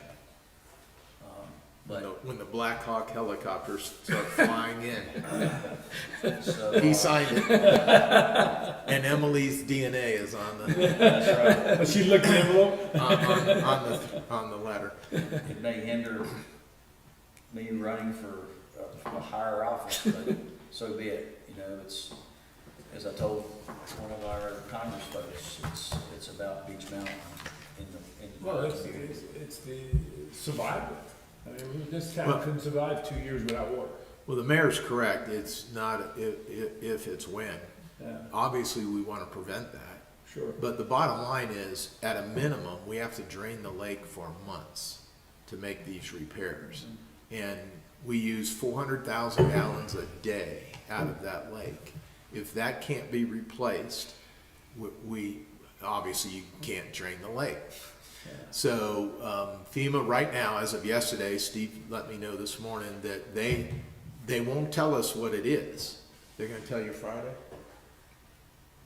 They won't. Once they have the meeting, They won't tell us what it is, but the people in FEMA, not engineers, right? That he didn't say who this was. They got an idea on where they can get us water for months. So we're anxiously waiting to see what they say. Yeah, people that don't live here. are gonna We tell us how spent, we we do it. spent a lot of money with engineers coming up with the current repair plan, which requires draining the lake. So, So this is new. So FEMA has an idea where we can get our water, that's what they told us yesterday, okay? but they wouldn't tell us what it was. Just curious, how much money did, when you drained the lake for the driver, and you're bringing all the tanker trucks up here, how much did that cost over a period of time? It was quite a bit of money, wasn't it? 200,000. Yeah, we figured that out. We did. I think that's right. I was thinking it was like, I was gonna say 230. It was less than what we all thought. I don't It know if I was. remember that. And it didn't work. That's correct. That's the important part. It didn't work. The problem is where you get that water. And, There's and a lot of it. you know, Banner Oak, we robbed from them. They agreed, but they ran out of water as well. And then we went to the Watauga River and was taking it off the bridge there, and we couldn't haul it fast enough. And if we weren't able to close the drain at the lake and refill the lake, we would have been out of water. So This is- that's not theoretical. We've explained that to FEMA. That's not theoretical. We Yeah. actually did it, Yeah. and it didn't work. Yeah. I don't think people think that our issue is serious. But we're in dire need of some help and someone just to instruct FEMA, make it happen. I really believe in this conversation they had yesterday that they really believe, because they emphasized this 10 million. Sam said, oh, look, you're gonna spend 10 million on storage. Don't do that. Don't do that, because we got a plan also. So I think it has something, they think they can store enough water for how many months? And I think that's must be the angle they're taking. But you know, even though if We they do have, some that doesn't calculating. fix the issue. That doesn't fix the issue. Our issue is that we have one water source. And we need a secondary water source for multiple reasons. What happens if there's an issue? Okay, so they store water for the town, they come up with a brilliant plan, and they store water for the town for 3 months or whatever that time period is. What happens when we have another issue and another issue? Well, they don't care about it. FEMA's job is to return us to pre-Helene conditions, and they need to fix the lake. That, you gotta look at it from a FEMA You gotta start from perspective. there. So, to drain the lake I just did, I couldn't believe I couldn't figure this out in my head, but we need 12 million gallons a month in storage if they're gonna store it. And there's no way to refill the storage at 12 million gallons a month.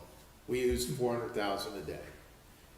And so at 12 million gallons a month for 6-9 months, and yesterday FEMA said, we know it's gonna take a year. So,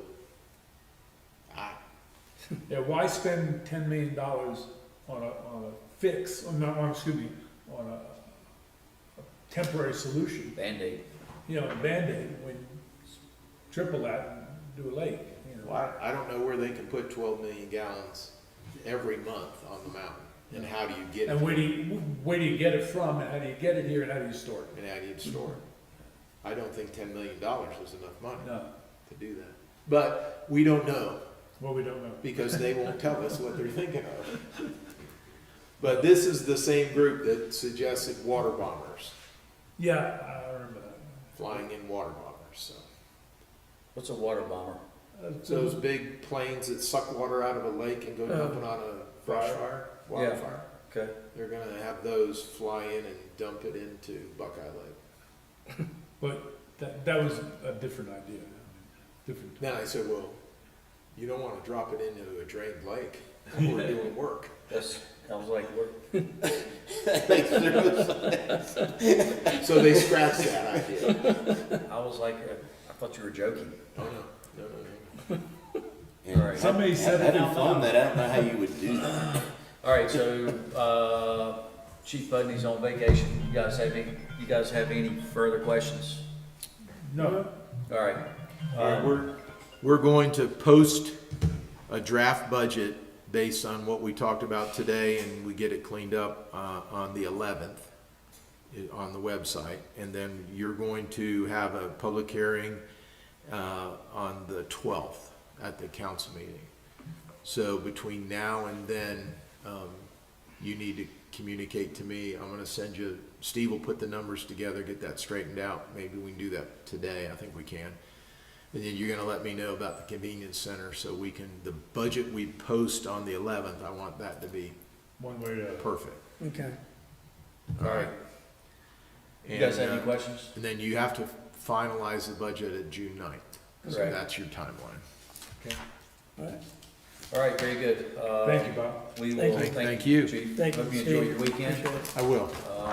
I'm gonna call you tomorrow and Saturday, That's fine. make sure. You call me every day. He calls you every day anyway, so what's the difference? This meeting is adjourned. Thank you.